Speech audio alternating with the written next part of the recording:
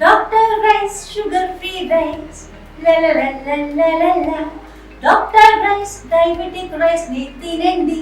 రామగుండం అభివృద్ధిపై ప్రత్యేకమైన దృష్టి పెట్టి ఒక సంకల్పంతో ఒక ప్రణాళిక బద్ధకంగా ముందుకెళ్తా ఉన్నాం. దాంట్లో భాగంగా మీ అందరికి చూస్తా ఉన్నారు.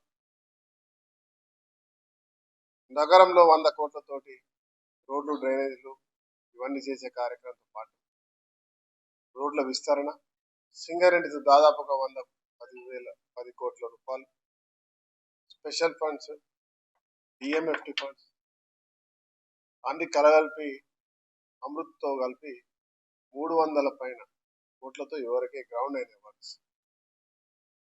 దాంట్లో సుమారుగా 60 కోట్ల రూపాయలు గ్రౌండ్ వర్క్స్ కూడా పూర్తయింది.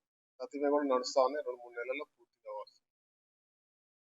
అమృత్తో కూడా స్ట్రాంగ్ వాటర్ డ్రైన్స్, తర్వాత ఎస్టీపీల నిర్మాణం జరగబోతా ఉంది, పని ప్రారంభం. దాంతోపాటు మేము ఇక్కడ ఈ ఎండాకాలం మీరు మొట్టమొదటిసారి చూస్తున్నారు కాబట్టి మేము గర్వంగా చెప్తాం, ట్యాంకర్ల వ్యవస్థ లేకుండా, నీటి ఎద్దడి లేకుండా ప్రతి ఒక్కరికి రోజువారీగా గంట సేపు మంచినీటి ఇచ్చే కార్యక్రమం చేశాం. ఎక్కడ కూడా ఇబ్బంది లేకుండా చేయగలిగినామని చెప్పి ఇలా ఈ ప్రాంతంలో గర్వంగా చెప్పగలుగుతాం. అదే మాదిరిగా భవిష్యత్తులో సింగరేణి కార్మికులకు కూడా అనేక ఇబ్బందులు పడ్డారు. వాళ్ళకు కూడా ప్రత్యేకంగా ఎస్టీపీ నిర్మాణంతో పాటు నీళ్ళ ఎద్దడి లేకుండా చేశాం. ఇవాళ ఈ ప్రాంతంలో ఇల్లు కట్టుకోవాలన్నా, దానికి కావాల్సిన మట్టి కావాలంటే సింగరేణి నుంచి తీసుకున్నాం. ఇసుక ఉచితంగా చేసినాం. సిమెంట్ నుంచి వచ్చేటువంటి అన్ని కూడా ఈ ప్రాంతంలో మినరల్స్ గా వచ్చే వాటిని ఒగ్గు మినహా అన్నిటికి కూడా ఉచితంగా చేసే కార్యక్రమం చేసాం. గొప్పగా ముందుకు పోతాం. దాంతోపాటు సమ్మక్క సారక్కల నిర్వహణకు ఏ పండుగలు వచ్చినా కూడా ముందు నుంచే ప్రణాళిక బద్ధకంగా ముందుకు పోతూ అందరినీ, అన్ని మతాల వారిని సంతృప్తి పరిచే విధంగా కార్యాచరణ తీసుకొని ముందుకెళ్తా ఉన్నాం. మీరు అందరూ కూడా గమనిస్తారు. ఈరోజు మళ్ళీ మా చిత్తశుద్ధి రోజువారీ నీళ్ళిచ్చే కార్యక్రమం చేయాలని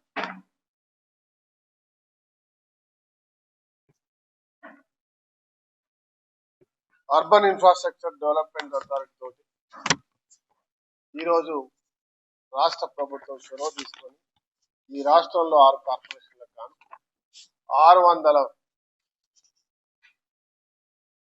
630 కోట్లు సుమారుగా శాంక్షన్ చేసుకుంటే, రామగుండం కార్పొరేషన్ గాను 88 కోట్ల రూపాయలు,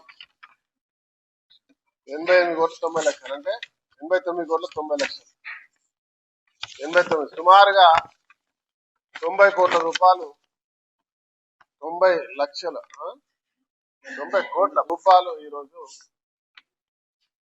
మంచినీటి నిర్వహణకు,